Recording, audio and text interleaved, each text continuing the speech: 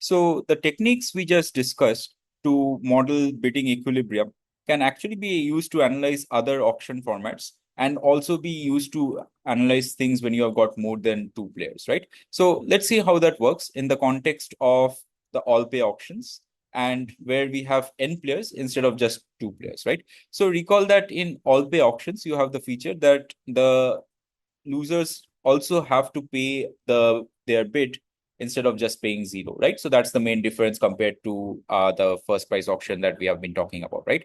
So let's consider n bidders, each of whom has a value which is drawn independently and uniformly at random between 0 and 1. So this is still the independent private value auction that we are doing, except for now we have got n bidders and the auction format is different, all pay auctions as opposed to the first price auction, right?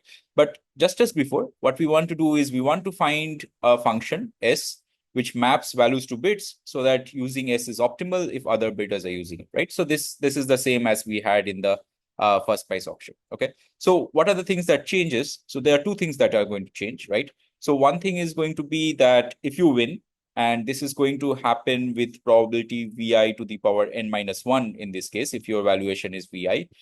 In that case, you are going to be paying vi minus svi just as before. But if you lose, which is going to happen with probability 1 minus vi to the power n minus 1, you have to pay this bid minus svi, right? So let's just compare this expression with the expression that we had when we actually were analyzing first price auction. So two things are different. So in first price auction, we were kind of like dealing with the case where we were looking at n equal to 2. So this had become vi to the power 2 minus 1 or just vi, right?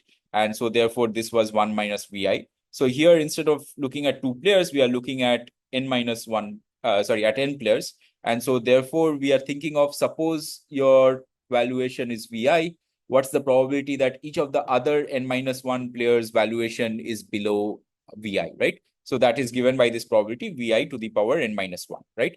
For n equal to 2, this just becomes vi, which is what you had seen when we did the first price auctions expected payoff, right? This vi.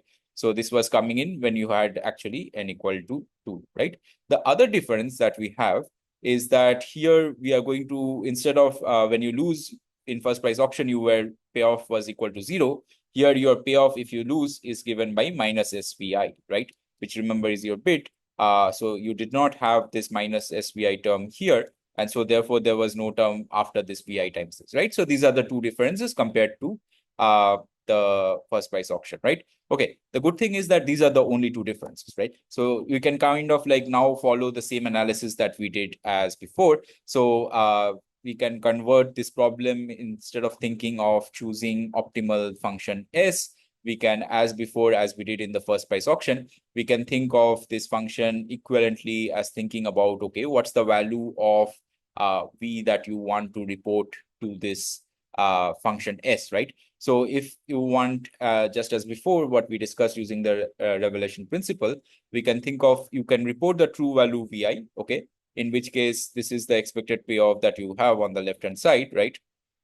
Or you can report some other value V, in which case your expected payoff will become, your probability of winning gets converted to V to the power n minus 1, and your bid becomes S of V, right? So this is exactly the same thing that we did in the first price auction, okay? Nothing changes. We want to now simplify this. This looks like a very complicated expression, but if you notice very carefully, what you observe is that, let's consider first the left-hand side, right? Notice that what this is saying is that doesn't matter whether you win or lose, you have to pay S times VI, right?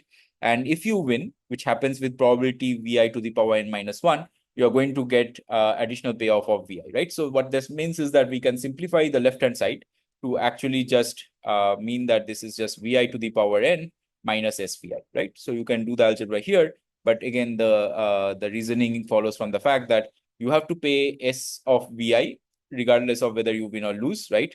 And you are getting a valuation of the item that you have, VI. That happens only if you win, and that you are going to win with probability VI to the power n minus 1. So you are going to get VI with probability VI to the power n minus 1. And so you get this expression, right? And similarly, you can kind of like simplify the right-hand side here as well. So you have to pay SV regardless of whether you win or lose, right? So you have like minus SV from there. and you are going to win with probability v to the power n minus 1, where you are going to be paying, where you are going to get a benefit of vi. This is again simplifying this, you on the right hand side, you end up getting this expression. Okay, so this has to hold true for all values of v in the interval 0, 1, right? So again, same reasoning as we applied in the first price auction, just that this term looks different because of the differences in the expected payoff function. Okay, so again, same thing that you did in the previous case, you kind of like think for a function which is defined on the right hand side here.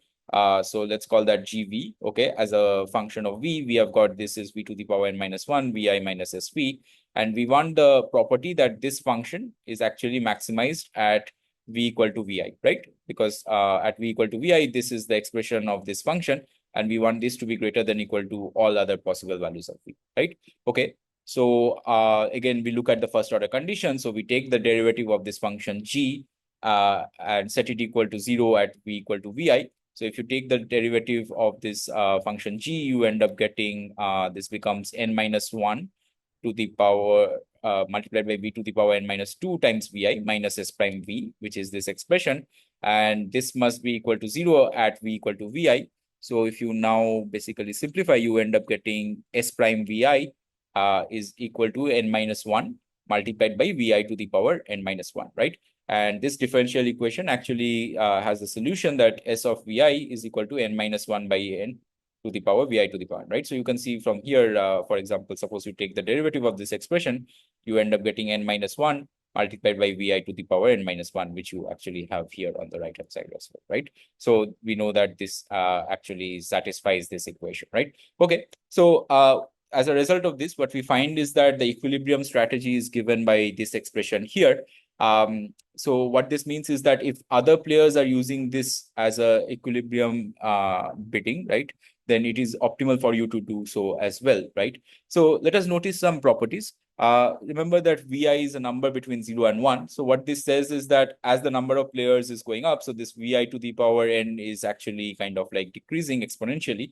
And so this has a property that this decreases exponentially in the number of bidders, right? The other thing that is there, if you compare this expression that you got here with the expression that we had found in the equilibrium behavior for first price auction, which is this, you notice that this value is actually lower compared to the expression that you had in the first price auction, right? So again, you end up with this result that we had discussed intuitively, that in all pay auctions, you will kind of like put in a lower bid compared to what you put in the first price auction, right? So this actually mathematically verifies our property that we had discussed previously intuitively. So I hope this is kind of like help to kind of like think about all this intuition that we had. How does that translate into maths when you are trying to model it in a particular simplified case? Of course, again, all these findings that we got, they clearly depend on these parametric assumptions that we made, that each of the valuation is drawn independently and so on. But some of these findings can be generalized to general distribution cases, which you can take, see if you want to take more advanced courses in auction theory later on, for example.